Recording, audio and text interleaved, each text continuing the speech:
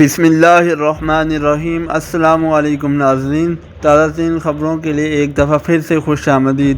ناظرین، فلسطین کی زمین سے تازہ ترین خبر آپ تک پہنچائی جا رہی ہے کہ غزہ میں اسرائیلی حملوں کا سلسلہ جاری ہے۔ حملے میں شہید ہونے والے فلسطینیوں کی تعداد 87 تک جا پہنچی ہے۔ وزارت صحت کا کہنا ہے کہ غزہ میں زخمیوں کی تعداد 500 ہو گئی ہے۔ حکام وزارت صحت کے مطابق شہداء میں 17 بچے بھی شامل ہیں، جبکہ 26 زخمیوں کی حالت بہت تشویشناک ہے۔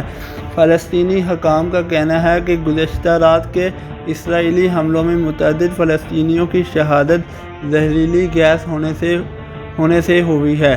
فلسطینی حکام کا مزید کہنا ہے کہ شہید افراد کی کیمیائی نمونے لیے گئے ہیں۔ اس ضمن میں تحقیقات بھی کی جا رہی ہیں۔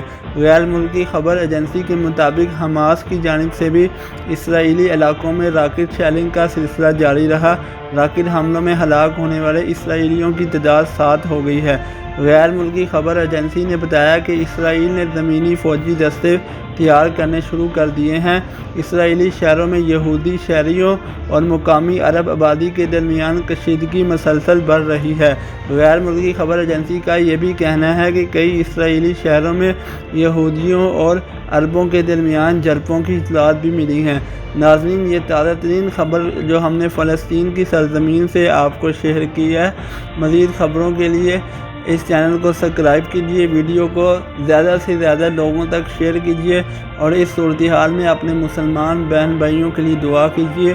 اللہ تعالیٰ انہیں یہودیوں کے شر سے محفوظ فرمائے۔ اب تک کے لیے اجازت دیجیے۔ اللہ حافظ۔